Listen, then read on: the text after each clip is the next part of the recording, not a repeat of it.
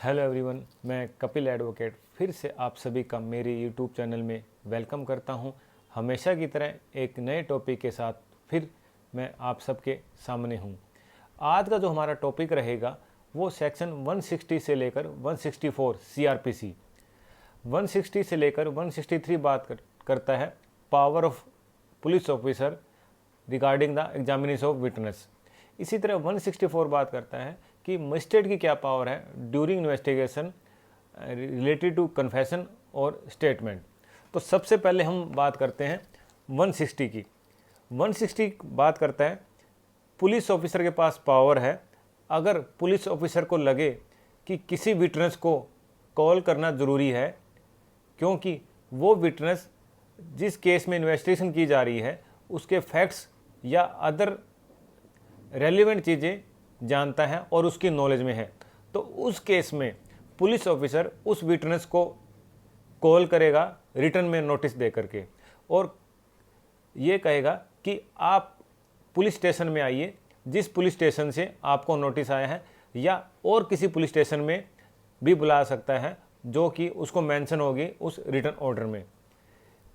इसी तरह 160 का प्रोवाइजो कहता है कि अगर किसी विटनेस को पुलिस ऑफिसर कॉल कर रही है और वो मेल पर्सन है बिलो 15 ईयर ओल्ड और अपर 65 ईयर, इसी तरह कोई वुमन है, कोई पर्सन है, चाहे वो फिजिकली या डिसेबल या मेंटली डिसेबल पर्सन है, तो उसको पुलिस ऑफिसर अपने पुलिस स्टेशन पे या किसी और पुलिस स्टेशन में कॉल नहीं कर सकती फॉर एग्जामिनेशन।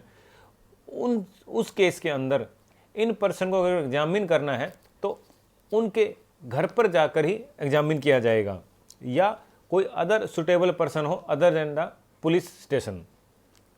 इसके बाद में हम जो बात करेंगे वो 161 की 161 में कहता है examine of witness bye police, कि पुलिस ने जिनको नोटिस दे करके कॉल किया है उनको एग्जामिन कर सकती है। और एग्जामिन करने के लिए क्या क्या प्रोसीजर अडॉप्ट करेगी। सबसे पहले जो एग्जामिन करेगा पुलिस ऑफिसर वो वही एग्जामिन करेगा जो स्टेट गवर्नमेंट ने नोटिफाई कर रखा है बाय एनी जर्नल या स्पेशल ऑर्डर से कि उसी रैंक का पुलिस ऑफिसर एग्जामिन कर सकता है विटनेस को, उससे बिलो रैंक का कोई भी पुलिस ऑफिसर एग्जामिन नहीं कर सकता।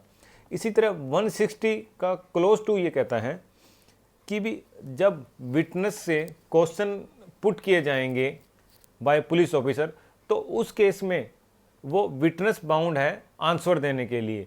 लेकिन अगर ऐसा कोई क्वेश्चन पुट किया जा रहा है जो एक्सपोज कर रहा है उसके क्रिमिनल चार्ज से रिलेटेड या कोई पेनल्टी, उस केस के अंदर वो बाउंड नहीं है। फिर 161 का क्लोज 3 कहता है जो भी एग्जामिन होगा वो ओरली होगा या राइटिंग में होगा, और उस रिड्यूस कर राइटिंग में उस केस के अंदर वो एक सेपरेट और ट्रू रिकॉर्ड करेगा उस स्टेटमेंट की जो एग्जामिन के दौरान रिड्यूस कर रही है राइटिंग में। कि भी अगर ओरली तो कर रहे हैं लेकिन उसके बाद में अगर कोई ऐसा रिटर्न में करना पड़ रहा है तो उसके लिए एक सेपरेट रिकॉर्ड तैयार करेगा और ट्रूली रिकॉर्ड तैयार करेगा पुलिस ऑफिसर।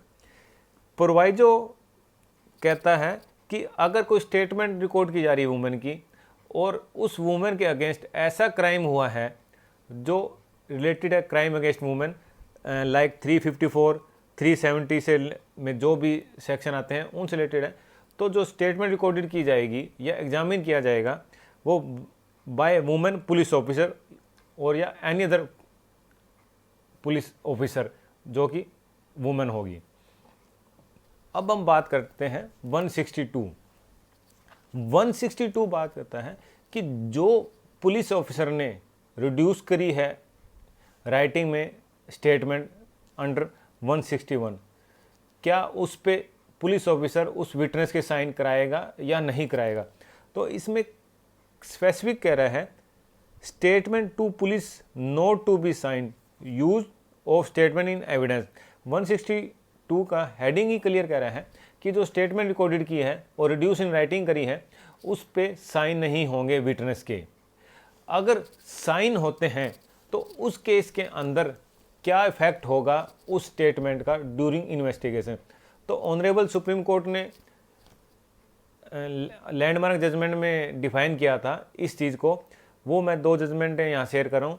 नंबर 1 है Yudhishthir versus state of MP 1971 and second one state of UP versus M K Anthony 1985 honourable Supreme court.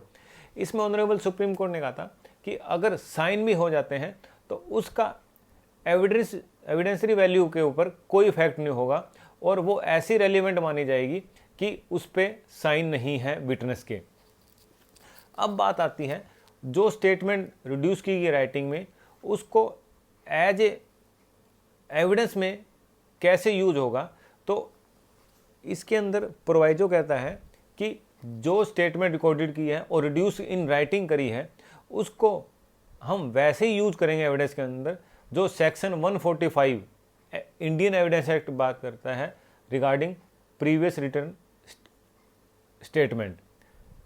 तो उसके बाद में अगर कोई स्टेटमेंट रिकॉर्डेड हो जाती है और रिटर्न में हो जाती है, उसके बाद में जिस पर्सन ने जिस विटनेस से वो स्टेटमेंट रिकॉर्डेड की थी अगर उसकी डेथ हो जाती है तो उस केस के अंदर section 32 clause 1 of Indian evidence act apply होगा।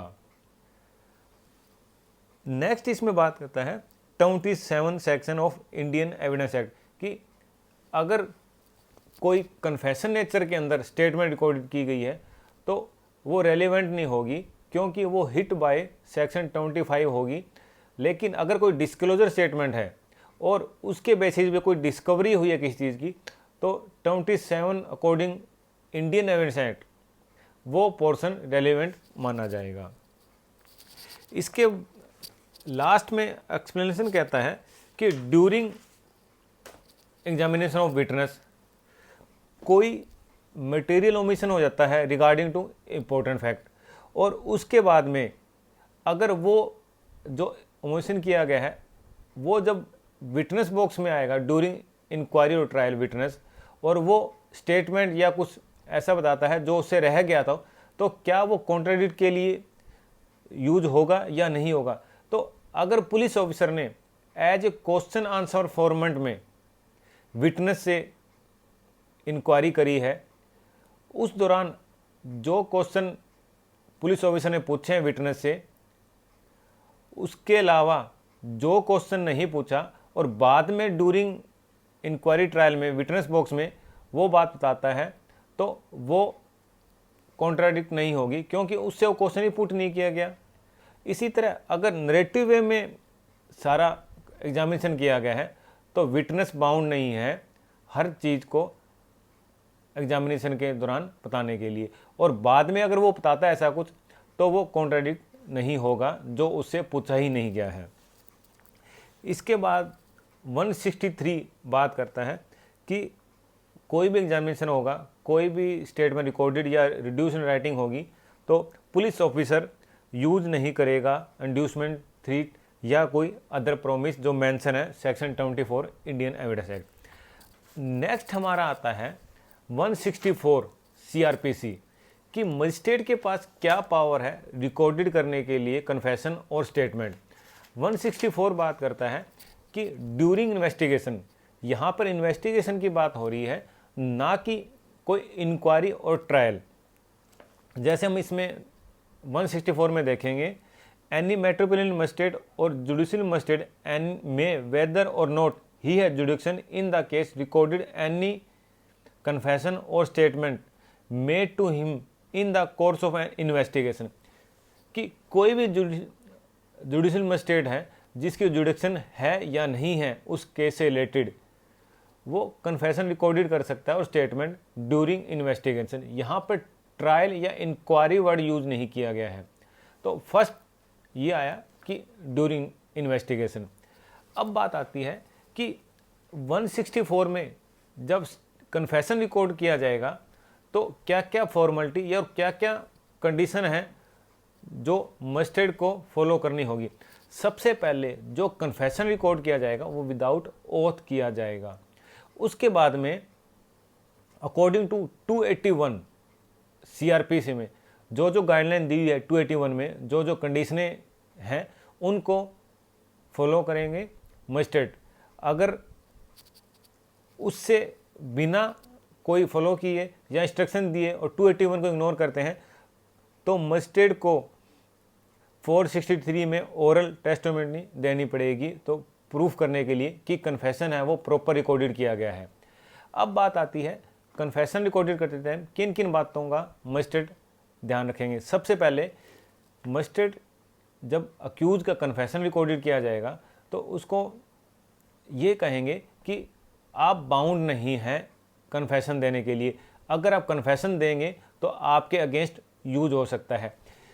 ये भी कहेंगे कि अगर आप कन्फेशन नहीं देते तो आपको पुलिस कस्टडी में नहीं भेजा जाएगा और इससे आपके केस पे कोई अफेक्टेड नहीं होगा। मजिस्ट्रेट ये भी देखेंगे कि क्या अक्यूज फ्री विल से इंडिपेंडेंटली कन्फेशन रिकॉर्डेड करवा रहे हैं।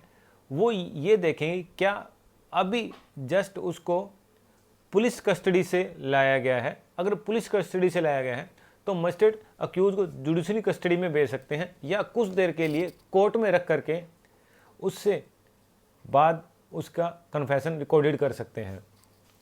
जो भी कन्फेशन होगा वो लैंग्वेज में होगा जो अक्यूज जानता है, या अगर कोर्ट कन्फेशन उस लैंग्वेज में नोट करती है जिसमें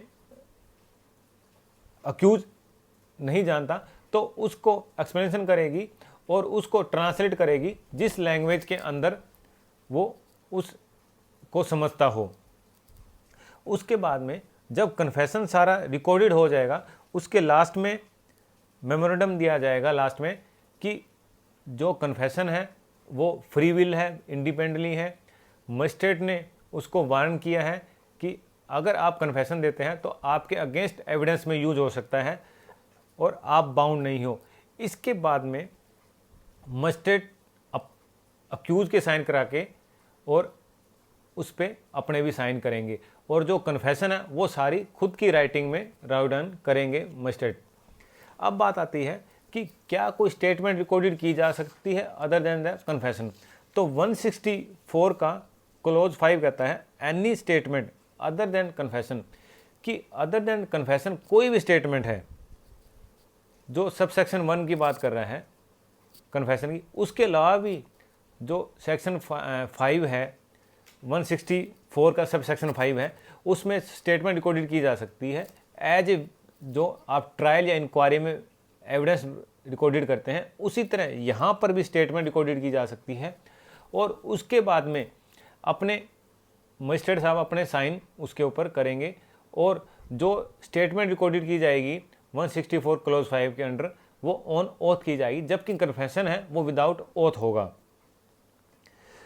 164 का 5A जो बाद में अमेंडेड कर करके इसमें एडिट किया गया था उसमें ये कहा गया है कि जो जुडिशरी मजिस्ट्रेट है वो कोई भी स्टेटमेंट रिकॉर्डेड कर सकते हैं वुमेन की अगर कोई ऐसा क्राइम अगेंस्ट वुमन हुआ है जो रिलेटेड टू 354 या 376 से रिलेटेड है। तो 164 स्पेशली बात करता है मजिस्ट्रेट की पावर की कन्फेशन या स्टेटमेंट रिकॉर्डेड कर सकते हैं ड्यूरिंग इन्वेस्टिगेशन। इसी तरह अगर जब मजिस्ट्रेट किसी केस में कन्फेशन रिकॉर्डेड करते हैं जो केस उसके पुलिस स्टेशन से रिलेटेड नहीं है जो उसकी जुडिक्शन में आते हैं, तो उस केस में वो मजिस्ट्रेट जिन्होंने कन्फेशन रिकॉर्डेड किया है वो उस कन्फेशन को विद अक्यूज विद फाइल उस कोर्ट में भेज देंगे जिस कोर्ट में उसकी जुडिक्शन है।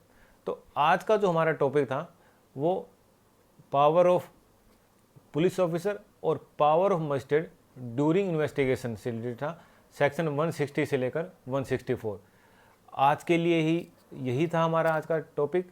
नेक्स्ट टॉपिक में हम बात करेंगे सेक्शन 145 इंडियन एविडेंस एक्ट और 162 आपस में कोरिलेटेड करेंगे नेक्स्ट वीडियो में। और लास्ट में एक आपसे रिक्वेस्ट थी कि अगर आपको वीडियो पसंद आया है तो इसको लाइक कीजिए, शेयर कीजिए, और अगर आपने मेरा चैनल अभी तक सब्सक्राइब नहीं किया है तो मेरे चैनल को सब्सक्राइब कीजिए ताकि आपको जब भी मैं वीडियो अपलोड करूं आपको नोटिफिकेशन आ सके।